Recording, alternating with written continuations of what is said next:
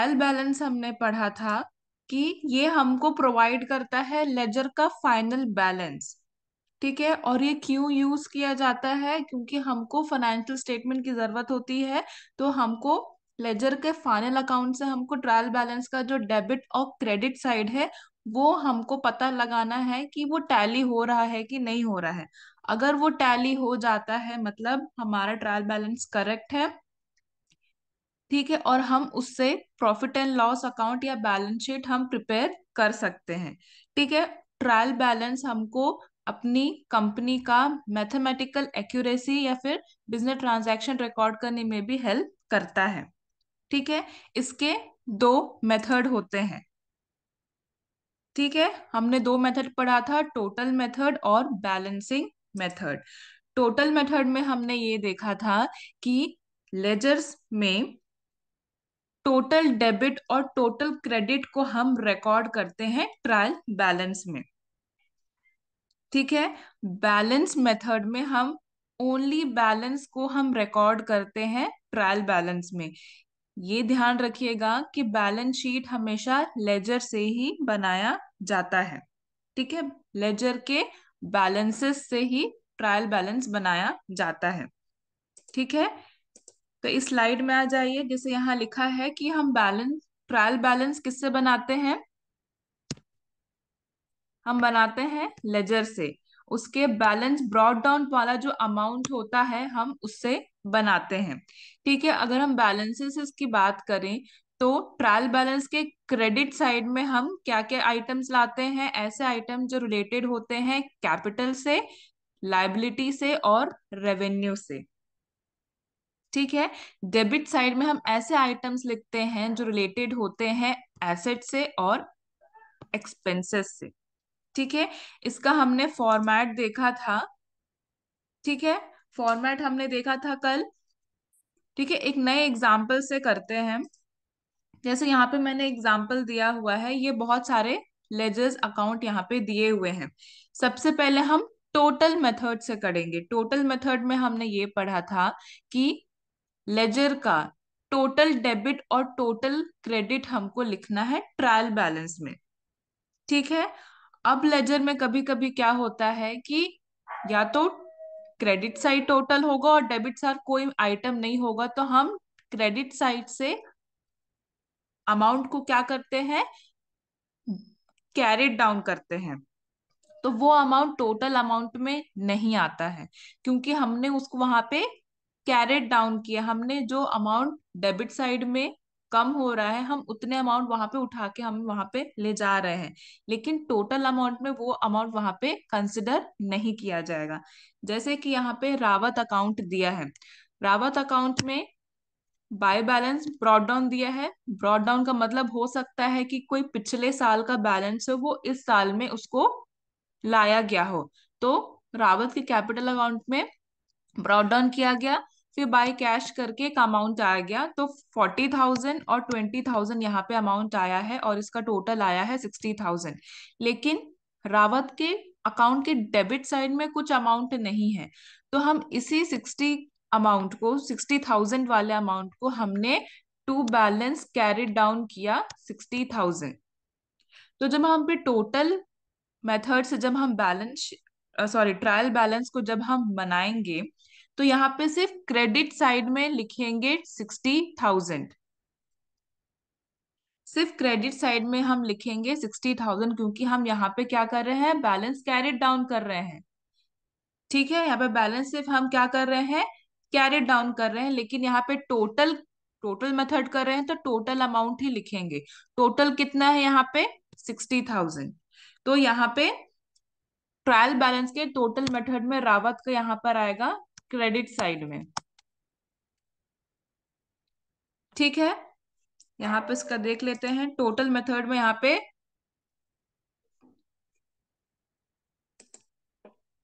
Rawat account का यहाँ पे क्रेडिट साइड में आएगा 60,000। ठीक है, नेक्स्ट अकाउंट में जाते हैं हम रोहन के कैपिटल अकाउंट में। ठीक है, इसका भी अमाउंट देखते हैं। यहाँ पर है to cash, to balance brought down और परचेजेस। ठीक है, यहाँ पे कैरी डाउन वाला अभी हम नहीं देखेंगे। यहाँ पे टोटल कितना हो रहा है, 40,000 हो रहा है डेबिट साइड में, और रावत के अकाउंट के क्रेडिट साइड में कितना टोटल हो रहा है, 10,000 प्लस 50,000, टोटल कितना हो रहा है, 60,000। ठीक है, तो रोहन कैपिटल अकाउंट को हम कैसे लिखेंगे, सिर्फ टोटल अमाउंट हम लिखेंगे, कितना, ये 40,000 और ये 60,000 को हम लिखेंगे टोटल मेथड में, ट्रायल बैलेंस में। ठीक है, तो यहाँ पर ये आ गया, रोहन अकाउंट का डेबिट साइड में 20,000, सॉरी, डेबिट साइड में 40,000 और क्रेडिट साइड में 60,000। ठीक है, वैसे ही हम देखेंगे मशीनरी का। मशीनरी का आगे इधर by balance, sorry, to balance brought down 20,000 और बाय डेप्रिसिएशन 30,000, ये कैरेट डाउन वाला हम अमाउंट नहीं देखेंगे। टोटल कितना हुआ, डेबिट साइड में 20,000 और क्रेडिट साइड में 30,000। तो यही अमाउंट को हम यहाँ लिखेंगे टोटल मेथड में, मशीनरी का डेबिट साइड में 20,000 और क्रेडिट साइड में 30,000, सॉरी, 3,000। ठीक है, नेक्स्ट अकाउंट में हम आते हैं जो कि है राहुल्स अकाउंट। ठीक है, राहुल्स अकाउंट में हम देखेंगे to balance brought down by cash और इधर टू सेल्स। टोटल कितना आया यहाँ पे, 15,000 और 60,000, 75,000, और बाय कैश का टोटल कितना है, 55,000। डेबिट साइड का है 75 और क्रेडिट साइड का है 55। बाय बैलेंस कैरिड डाउन वाला अमाउंट अभी हम नहीं देखेंगे। तो टोटल मेथड में राहुल का कितना आएगा यहाँ पे, डेबिट साइड में 75,000 और क्रेडिट साइड में 55,000।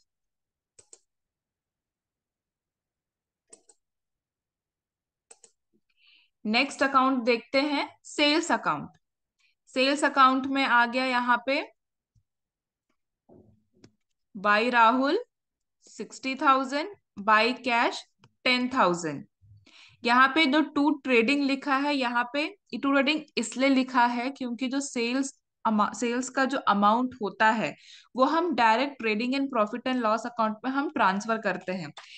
टू ट्रेडिंग लिखने के बजाय हम यहाँ पे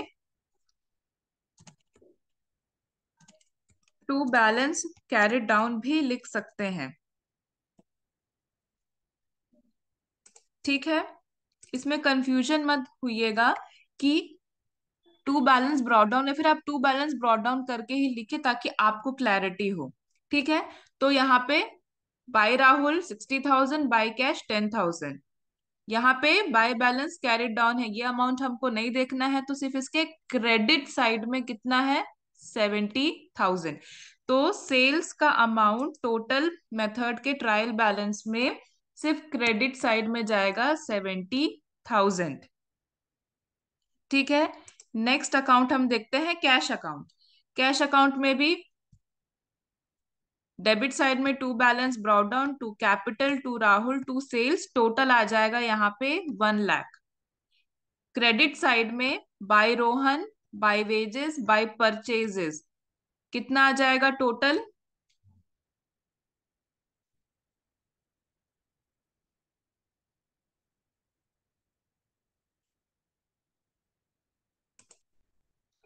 57,000। क्रेडिट साइड में 57,000 आ जाएगा टोटल। तो कैश में हम लिखेंगे डेबिट साइड में 1 लाख और क्रेडिट साइड में 57,000।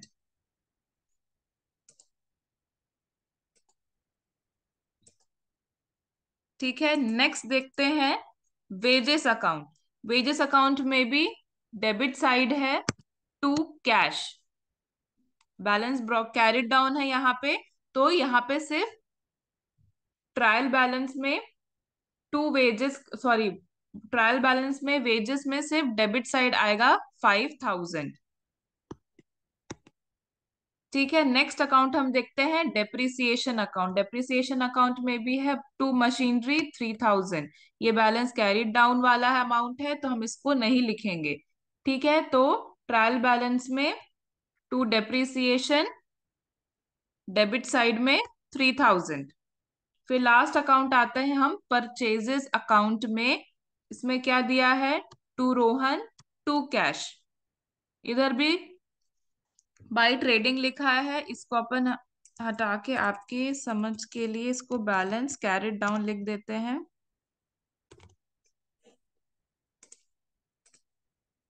ठीक है, कितना आ गया यहाँ पे? 62,000। ये है टोटल परचेजेस का। तो यहाँ पर परचेजेस अकाउंट डेबिट साइड में 62,000।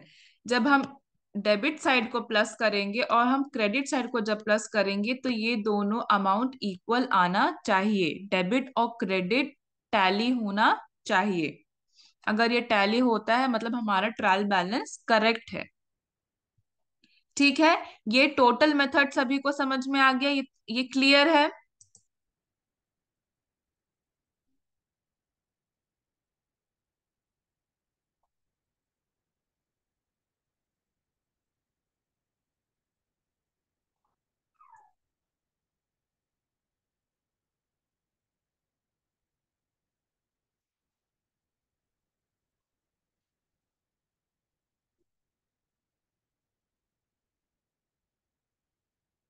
सभी को समझ में आ गया? चैट बॉक्स में यस लिखिए अगर समझ में आ गया है तो।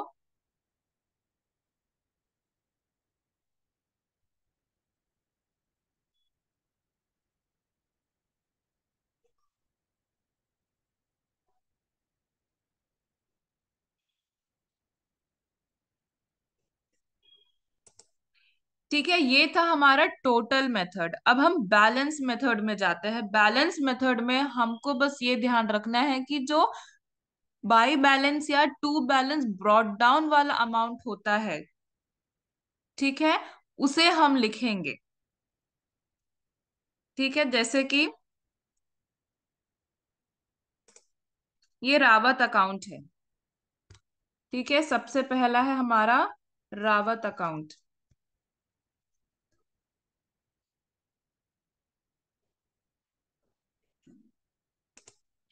रावत अकाउंट में यहाँ पे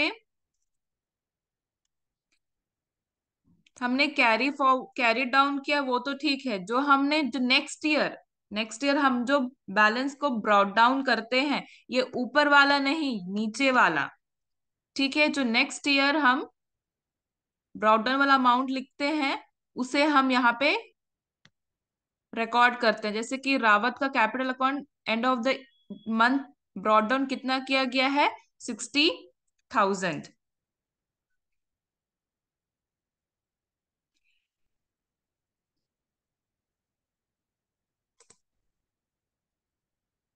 ठीक है, 60,000। तो यहाँ पे ये बैलेंस मेथड में रावत का आएगा क्रेडिट साइड में 60,000, क्योंकि यहाँ पे ये क्रेडिट साइड दिया हुआ है।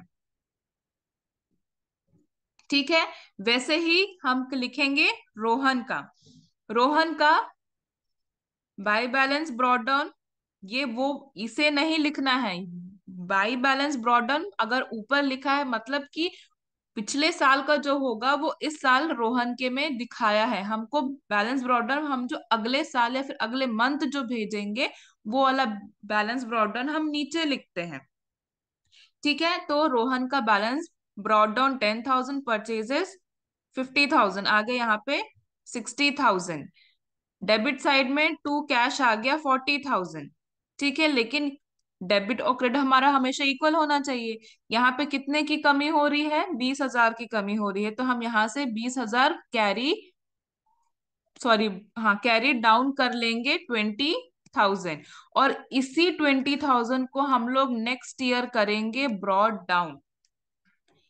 बैलेंसिंग मेथड में जो कैरी डाउन होता है उसी को हम लोग नेक्स्ट ईयर ब्रॉड डाउन करते हैं। ठीक है, तो यहाँ पे कैरी डाउन कितना था? हमने कितना ये क्रेडिट साइड से लिया? 20,000 लिया। और यही 20,000 को हम लोग नेक्स्ट ईयर अपोजिट साइड में, आप यहाँ पे बैलेंस ब्रॉड डाउन नहीं करेंगे, ये गलत होगा। अगर यहाँ पर अगर क्रेडिट साइड में बैलेंस कैरिड डाउन है तो उसके अपोजिट साइड में हम लोग ब्रॉड डाउन करेंगे। यहाँ पे डेबिट साइड में कैरिड डाउन है, इसलिए हमने क्रेडिट साइड में ब्रॉट डाउन किया। कितना? 20,000। तो रोहन कैपिटल अकाउंट में हम 20,000 रुपए लिखेंगे। ठीक है, रोहन अकाउंट क्रेडिट साइड में 20,000 रुपए। फिर वैसे ही मशीनरी का लिखेंगे। डेप्रिसिएशन था हमारा 3,000 और टू बैलेंस ब्रॉट डाउन था 20,000। कमी यहाँ पे कितनी की हो रही है? 17,000 की हो रही है क्रेडिट साइड में, तो लिखेंगे बाय बैलेंस कैरिड डाउन, जो कि हमने इसको यहां से लिया है, कैरिड डाउन किया है जितने की कमी थी। ठीक है, तो 17,000 रुपए हम ब्रॉड डाउन करेंगे नेक्स्ट ईयर, जो कि हम लिखेंगे अपोजिट साइड में टू बैलेंस ब्रॉड डाउन 17,000 रुपए। ठीक है, तो मशीनरी अकाउंट हो जाएगा डेबिट साइड 17,000 रुपए। ठीक है, नेक्स्ट है हमारा राहुल्स अकाउंट। राहुल्स अकाउंट में टू बैलेंस ब्रॉड डाउन हो गया 15,000 रुपए, टू सेल्स हो गया 60,000 रुपए, बाई कैश 55,000 रुपए। ठीक है, ये टोटल आ गया था कितना? 75। यहाँ का टोटल कितना आ रहा था? 55। यहाँ पे कमी कितने की हो रही है? 20,000 रुपए की हो रही है, तो बाई बैलेंस कैरी डाउन करके हम लिखेंगे 20,000 रुपए, और वही 20,000 रुपए को हम लोग नेक्स्ट ईयर या नेक्स्ट मंथ हम ब्रॉड डाउन करेंगे। To balance brought down 20,000 rupees. तो राहुल अकाउंट भी डेबिट साइड में होगा क्या? 20,000। राहुल 20,000। ठीक है, नेक्स्ट है हमारा सेल्स अकाउंट। सेल्स अकाउंट में by Rahul 60,000, by cash 10,000, total कितना है? 70,000। अब यहाँ पे हम इसको डायरेक्ट, यहाँ पे तो कुछ अमाउंट है ही नहीं, तो पूरा अमाउंट को हम लोग यहाँ पे क्या करेंगे? कैरी डाउन करेंगे। तो कैरी डाउन हमने किया कितना? 70,000। और यही 70,000 को हम लोग क्या करेंगे? बैलेंस शीट में लिखेंगे क्रेडिट साइड, क्योंकि जस्ट अपोजिट साइड में ये क्या होगा? ब्रॉड डाउन होगा। ठीक है, यहाँ पे ब्रॉड डाउन की मैंने एंट्री नहीं की है, लेकिन यही अमाउंट यहाँ पे बाई बैलेंस ब्रॉड डाउन 70,000। ठीक है, तो क्रेडिट साइड में लिखेंगे सेल्स, सेल्स 70,000। ठीक है, नेक्स्ट हम आते हैं कैश अकाउंट में। ठीक है, नेक्स्ट हम आते हैं कैश अकाउंट में। टोटल कितना है यहाँ पे? 10,000। और रोहन, सॉरी, कैश अकाउंट के क्रेडिट साइड में by Rohan, by wages, by purchase, total कितना आ रहा था? 57,000। कमी कितने की हो रही थी? बाय बैलेंस कैरिड डाउन करके 43,000। तो इसी 43,000 को हम लोग carried down, sorry, broad down करेंगे अपोजिट साइड में। तो कैश अकाउंट आएगा डेबिट साइड में 43,000। कैश अकाउंट डेबिट साइड में 43,000। वैसे ही वेजेस का करेंगे। वेजेस का कैरी डाउन कितना हो रहा था? यहाँ पे 5,000 हो रहा था, तो इसको अपन डेबिट साइड में लिखेंगे 5,000। ठीक है, डेबिट साइड यहाँ पे आ जाएगा 5,000। वैसे ही डेप्रिसिएशन और परचेजेस का भी देखेंगे। यहाँ पे क्रेडिट साइड में कैरिड डाउन हो रहा है, तो ब्रॉड डाउन कहाँ होगा? डेबिट साइड में 3,000। वैसे ही परचेजेस का क्रेडिट साइड में ब्रॉड डाउन हो रहा है, तो डेबिट साइड में होगा हमारा ब्रॉड डाउन 62,000। तो ये दोनों डेबिट साइड में आएगा, डेप्रिसिएशन और मशीनरी। डेप्रिसिएशन और मशीनरी डेबिट साइड में 3,000 और 62,000, और ये को प्लस करेंगे तो ये हो जाएगा हमारा tally. 1,50,000 debit side, 1,50,000 credit side. Clear है?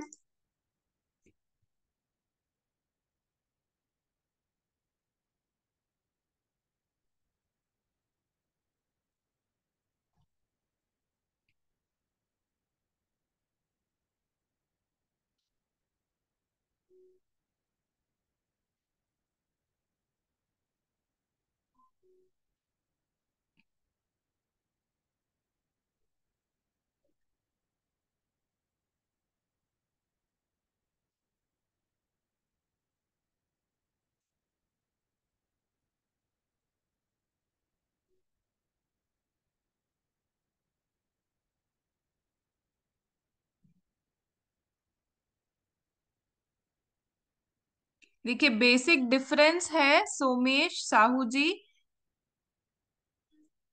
टोटल मेथड में हम लेजर के जो टोटल रहता है डेबिट और क्रेडिट हम उसे लिखते हैं, लेकिन बैलेंस मेथड में जो बैलेंसिंग अमाउंट होता है जो हम लोग ब्रॉट डाउन करते हैं हम सिर्फ उसे ही लिखते हैं।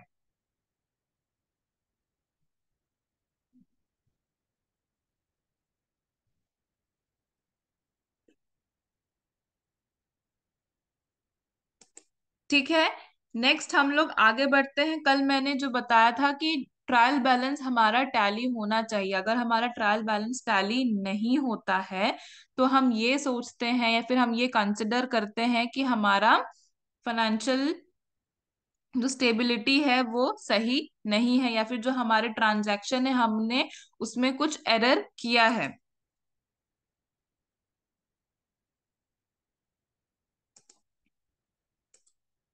देखिए ब्रॉड डाउन वाला ये है कि जब हम कहीं पे कैरेट डाउन लिखते हैं जितने की कमी होती है, जैसे कि इसको एक और एक बार समझ लेते हैं। ये राहुल अकाउंट में देख लेते हैं। ठीक है, राहुल अकाउंट में देख लेते हैं, ये है टोटल इसका। डेबिट साइड में कितना है 75,000 और क्रेडिट साइड में भी 75,000। लेकिन जब हम इसका हम एक्चुअल टोटल करेंगे तो ये कैरी डाउन वाला अमाउंट को हम लोग नहीं देखते हैं, क्योंकि कैरी डाउन मतलब कि यहाँ पे कमी है, क्रेडिट साइड में कमी है, तो इतना हमने जितने की कमी है हमने उसको कैरी डाउन करके यहाँ पे लिखा है। मीन्स 75,000 डेबिट साइड में है और टोटल क्रेडिट साइड में है 55,000। माइनस करेंगे तो 20,000 यहाँ पे कमी हो रहा है, कहाँ पे क्रेडिट साइड में।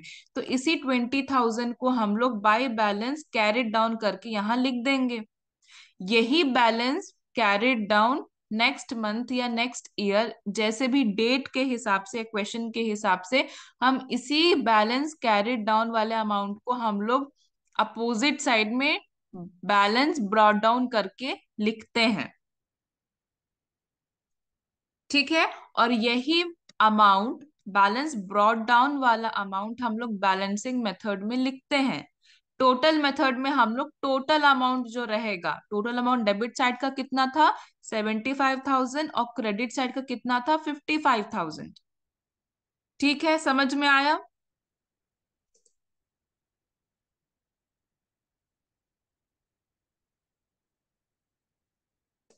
ठीक है, अब हम आते हैं एरर्स में कि क्या क्या कॉमन गलतियां हो सकती है ट्रायल बैलेंस जब हम बनाते हैं। ठीक है, यहाँ पे कॉमन एरर है, इसको एक बार हम लोग रीड कर लेते हैं कि error in totalling the debit and credits balance of the trial balance. ये एक एरर हो सकता है कि ट्रायल बैलेंस में हम गलती करते हैं डेबिट और क्रेडिट साइड को बैलेंस करने में या फिर उनको टोटल करने में।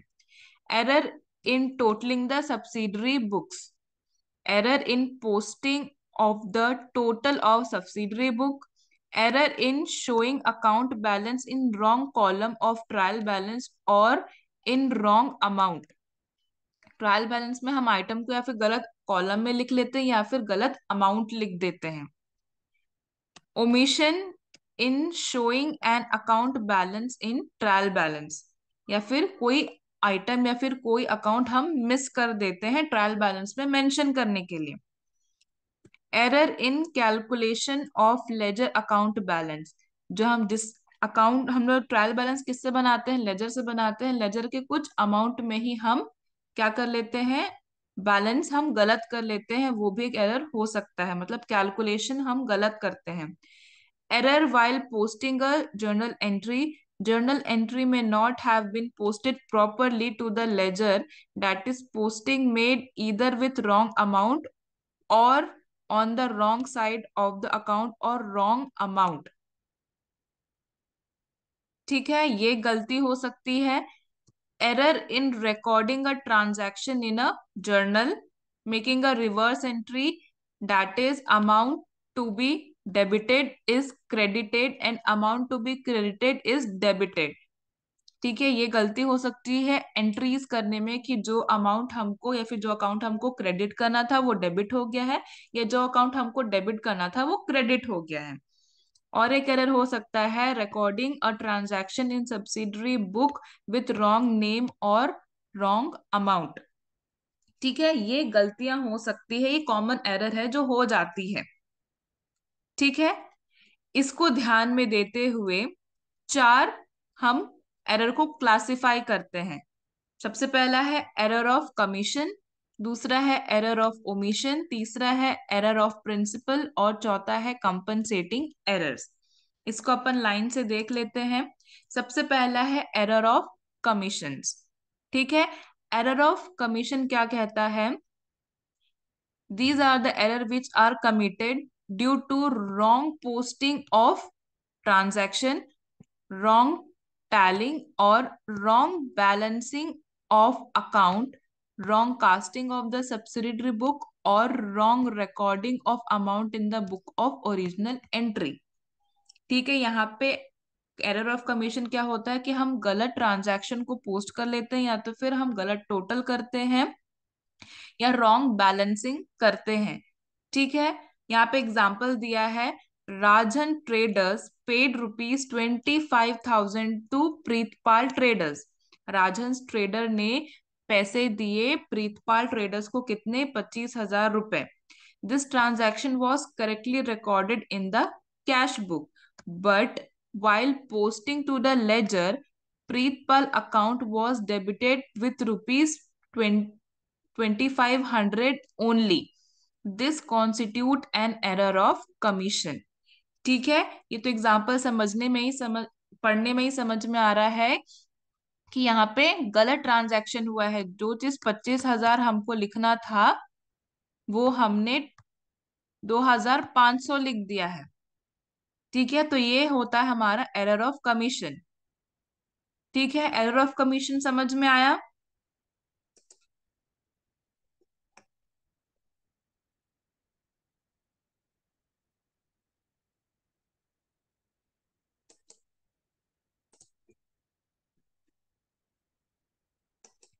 ठीक है, एरर ऑफ कमीशन मतलब हम गलत पोस्टिंग कर देते हैं, फिर गलत ट्रांजैक्शन या फिर गलत अमाउंट हम गलती से लिख देते हैं, वो होता है एरर ऑफ कमीशन। नेक्स्ट है, हम पढ़ते हैं एरर ऑफ ओमिशन। ये क्या वो बोलता है? The error of omission may be committed at the time of recording the transaction in the original book of entry और while posting to the ledger. ये एरर ऑफ ओमिशन कब हो सकता है? या तो हम जब जनरल एंट्रीज करते हैं तब, या तो फिर हम जब लेजर पोस्टिंग करते हैं तब। दो टाइप के एरर होते हैं। ठीक है, इसमें दो टाइप के एरर होते हैं, एरर ऑफ कंप्लीट ओमिशन या error of partial omission. When a transaction is completely omitted from recording in the book of original record, it is an error of complete omission. Example, credit sales to Mohan ₹10,000 was not entered in the sales book। ठीक है, ये example दिया गया है complete omission का, कि हमने credit sale किया है मोहन को, कितने का? ₹10,000 का, लेकिन उसे रिकॉर्ड या एंटर नहीं किया है सेल्स बुक में। ठीक है, ये एक हो गया एरर कंप्लीट ओमिशन का। ठीक है, when the recording of transaction is partly omitted from the book, it is an error of partial omission. If in the above example, credit sale has been duly recorded in the sales book, but the posting from sales book to Mohan's account has not been made, it would be an error of partial omission। उसी के example दिया था कि partial omission क्या होता है, कि हमने, मान लीजिए हमने क्रेडिट सेल जो हमने मोहन को किया है वो सेल्स बुक में हमने रिकॉर्ड कर दिया, लेकिन जब हम मोहन का लेजर अकाउंट जब हम बनाएंगे तो हमने उसमें ये जो 10,000 का उसको हमने क्रेडिट सेल किया है, हमने उसे वहां पे मेंशन या फिर उसको वहां पे रिकॉर्ड नहीं किया है, तो वो हो जाएगा हमारा पार्शियल ओमिशन। पार्शियल ओमिशन इसलिए होगा क्योंकि मैंने बताया था कि हम जितने भी ट्रांजैक्शन करते हैं हम वो डबल एंट्री सिस्टम के अकॉर्डिंग करते हैं। ठीक है, तो हर एक ट्रांजैक्शन का एक डुअल इफेक्ट होता है। तो हमने एक इफेक्ट तो दिखा दिया सेल्स बुक में कि हमने क्रेडिट सेल किया है मोहन को, लेकिन मोहन के अकाउंट में हमने ये नहीं दिखाया कि मोहन ने क्रेडिट सेल किया है। ठीक है, तो इसे बोलेंगे हम लोग पार्शियल ओमिशन।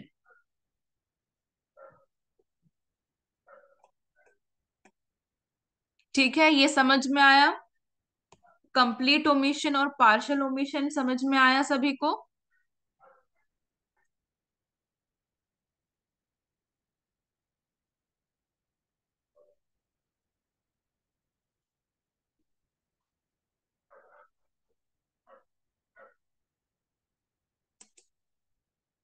नेक्स्ट हम आते हैं एरर्स ऑफ प्रिंसिपल में। एरर्स ऑफ प्रिंसिपल क्या होता है? Accounting entries are recorded as per generally accepted accounting principle. If any of these principles are violated or ignored, errors resulting from such violation are known as errors of principle. ठीक है, इसका मतलब ये है कि जब हम अकाउंटिंग फंक्शन जब हम करते हैं उसका एक रूल होता है। जैसे हमने पढ़ा था रूल्स डेबिट और क्रेडिट का। अगर ये डेबिट और क्रेडिट रूल्स हम इग्नोर कर देते हैं या तो फिर हम उसका वॉलेशन करते हैं तो उसे हम लोग बोलते हैं प्रिंसिपल ऑफ एरर। ठीक है, जैसे यहाँ पे दिया हुआ है an error of principle may occur due to incorrect classification of expenditure और receipt between capital and revenue. Example पढ़ते हैं। For example, amount spent on addition to the building should be treated as capital expenditure and must be debited to the asset account. Instead, if this amount is debited to maintenance and repair, this has been treated as a revenue expense. This is an error of principle. ठीक है, ये error of principal का मतलब क्या होता है? जो हम जितने भी ट्रांजैक्शन करते हैं उसका जैसा नेचर है हमको उसी में उसको क्लासिफाई करना है। अगर हम उसको गलत क्लासिफाई करते हैं तो वो होता है हमारा एरर ऑफ प्रिंसिपल। जहाँ पे एग्जांपल दिया हुआ है कि हमने कुछ पैसे खर्च किए बिल्डिंग के एक्सपेंशन के लिए, फिर बिल्डिंग को और बढ़ाने के लिए। ठीक है, तो वो हम ट्रीट करेंगे एज एन कैपिटल एक्सपेंडिचर। मतलब हम अपने बिल्डिंग को बढ़ा रहे हैं, मतलब हम अपने कैपिटल को ही क्या कर रहे हैं और बढ़ा रहे हैं, उसको और फैला रहे हैं। तो जो हम खर्च कर रहे हैं वो हमारा क्या है? कैपिटल एक्सपेंडिचर है। और हम उसको एसेट साइड में हम उसको क्या करेंगे? डेबिट करेंगे। लेकिन हमने क्या कर दिया? उसे हमने उसे डेबिट कर दिया कैपिटल एक्सपेंडिचर के बजाय मेंटेनेंस एंड रिपेयर अकाउंट में। तो अगर हमने उसे डेबिट कर दिया मेंटेनेंस और रिपेयर अकाउंट में तो हम उसे कैसे ट्रीट करेंगे? रेवेन्यू एक्सपेंस ट्रीट करेंगे। लेकिन एक्चुअल में वो कैसा है? वो कैपिटल एक्सपेंडिचर है, लेकिन इस गलती की वजह से वो हम क्या कर रहे हैं? उसे रेवेन्यू एक्सपेंस ट्रीट करने लगे हैं। तो ये होता है हमारा एरर ऑफ प्रिंसिपल। मतलब जो रूल है, जो अकाउंट को जिसमें क्लासिफाई किया जाता है, अगर हम उसको उसमें नहीं करते हैं तो वो होता है हमारा एरर्स ऑफ प्रिंसिपल। ठीक है, एरर ऑफ प्रिंसिपल सभी को समझ में आया?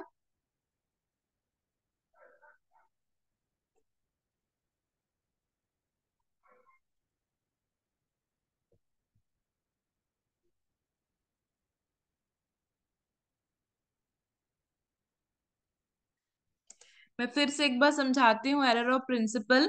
देखिए, एग्जाम्पल हमने यहाँ पे जो दिया है उसी से समझते हैं कि हम एक बिजनेसमैन है। ठीक है, हम एक बिजनेसमैन है, हमको हमारा जो बिजनेस हमको और फैलाना है, फिर और बढ़ाना है। ठीक है, तो हमको एक और एक्स्ट्रा एक बिल्डिंग खरीदनी है। तो हमने उस पे खर्च किया, हमने अपने पैसे लगाए उस बिल्डिंग को खरीदने में। तो वो हमारा कैसा है? हमने जो खर्च किया है वो हमारा कैपिटल एक्सपेंडिचर है, क्योंकि हम अपने कैपिटल को बढ़ा रहे हैं। कैपिटल को बढ़ा रहे हैं मतलब हम अपने बिजनेस को बढ़ा रहे हैं। ठीक है, तो उसे हम ऐसे ट्रीट करेंगे कि हमारा वो एसेट है और हम उसे डेबिट साइड में हम उसे रिकॉर्ड करेंगे। लेकिन अगर हमने कैपिटल एक्सपेंडिचर के बजाय या फिर उसे हमने कैसे ट्रीट कर दिया? रेवेन्यू एक्सपेंस की तरह हमें हमने उसे ट्रीट कर लिया, या तो हमने उसके एसेट के जगह पे हमने उसे मेंटेनेंस और रिपेयर अकाउंट में हमने उसे डेबिट कर दिया।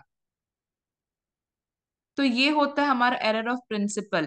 क्योंकि एक्चुअल में जब हम अपनी बिल्डिंग को बढ़ाते हैं, मतलब हम अपने कैपिटल को बढ़ा रहे हैं, ना कि हम मेंटेनेंस कर रहे हैं उसका। ठीक है, हम अपने बिल्डिंग को, हम अपने बिजनेस को हम बढ़ा रहे हैं, ना कि हम रिपेयर कर रहे हैं और मेंटेनेंस कर रहे हैं। ठीक है, तो इस गलती को हम बोलते हैं एरर ऑफ प्रिंसिपल। सभी को अब समझ में आया?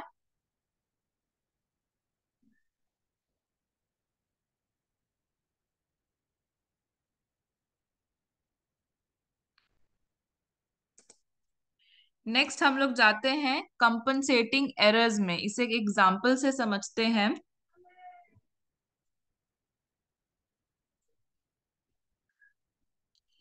For example, if purchase book has been overcast by rupees 10,000, resulting in excess debit of rupees 10,000 in purchase account, and sales return book is undercast by rupees 10,000, resulting in short debit to sales return account.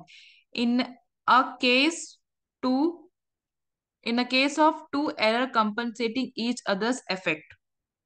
मतलब कि यहाँ पे मान लीजिए ए है और B है, ये हमारा परचेज है और ये हमारा सेल्स है। सेल्स में एग्जाम्पल बोल रहा है हमारे पास ज्यादा हो गया है 10,000 रुपीज, हमने यहाँ पे डेबिट कर दिया है एक्स्ट्रा क्या, 10,000 रुपीज। ठीक है, लेकिन सेल्स बुक ने हमने गलती में क्या कर दिया है, अंडर कास्ट कर दिया है 10,000 रुपीज, तो हमने उसे भी डेबिट कर दिया है 10,000। तो ये दोनों एक दूसरे को कंपनसेट कर ले रहे हैं,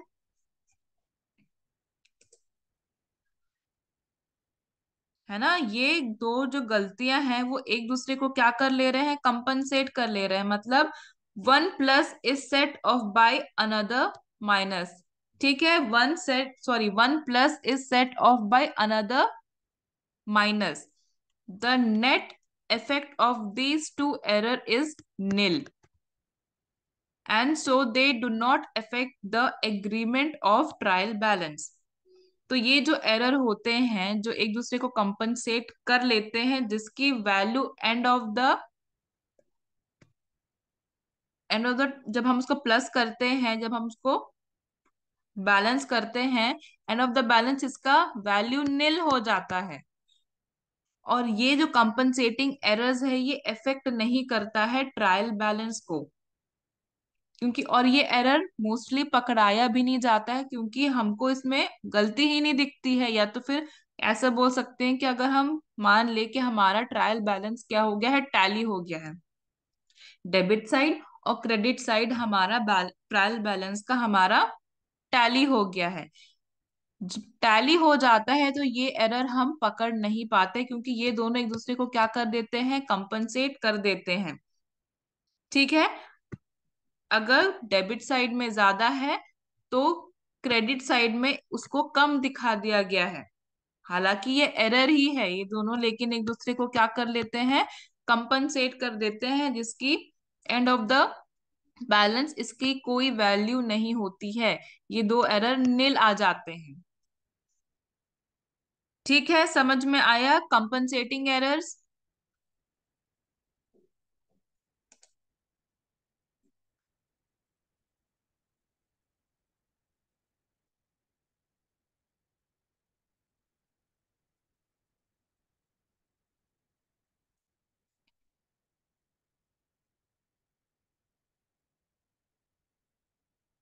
ठीक है, नेक्स्ट आगे बढ़ते हैं। हम आते हैं ट्रायल बैलेंस के आखिरी टॉपिक में, जो कि हमारा है सस्पेंस अकाउंट। ठीक है, जो कि है सस्पेंस अकाउंट। ये क्या होता है, if there is a difference in total of debit column and credit column of trial balance, अगर ट्रायल बैलेंस के डेबिट साइड और क्रेडिट साइड में डिफरेंस है, मतलब वो टैली नहीं हो रहा है, even after making efforts these totals do not tally, then the amount of difference of this total is transferred temporarily to an account known as suspense account, so that there may not be undue delay in the preparation of final account. अगर कभी ऐसा हो कि trial balance हमारा tally ना हो, debit column और credit column हमारा टैली ना हो, तो हम टेम्परली क्या करते हैं, जो डिफरेंस रहता है उसे हम सस्पेंस अकाउंट में ट्रांसफर कर देते हैं। ठीक है, ताकि हमको फाइनल अकाउंट या हम जो हमारा जो financial statement of end of the year हम बनाते हैं उसे बनाने में हम डिले ना हो। ठीक है, वो एक्यूरेट नहीं होता है लेकिन हमको बनाना तो है ही। तो जो एरर होते हैं या फिर जो डिफरेंस आता है ट्रायल बैलेंस में, हम उसे सस्पेंस अकाउंट करके हम उसमें लिख देते हैं। मान लीजिए 30,000 दिया है लेकिन क्रेडिट साइड में हमारा 20,000 दिया है। ठीक है, डिफरेंस कितना आ रहा है दोनों के बीच में, 10,000 आ रहा है, मतलब 10,000 का डिफरेंस है हमारे ट्रायल बैलेंस में, मतलब क्रेडिट साइड में कुछ ना कुछ कमी है। ठीक है, तो जब हम ट्रायल बैलेंस के जब हम आगे बनाते हैं तो हम सस्पेंस अकाउंट करके अकाउंट बनाते हैं, जिसमें हम ये जो 10,000 रुपए है इसे हम यहाँ पे ट्रांसफर कर देते हैं। ठीक है,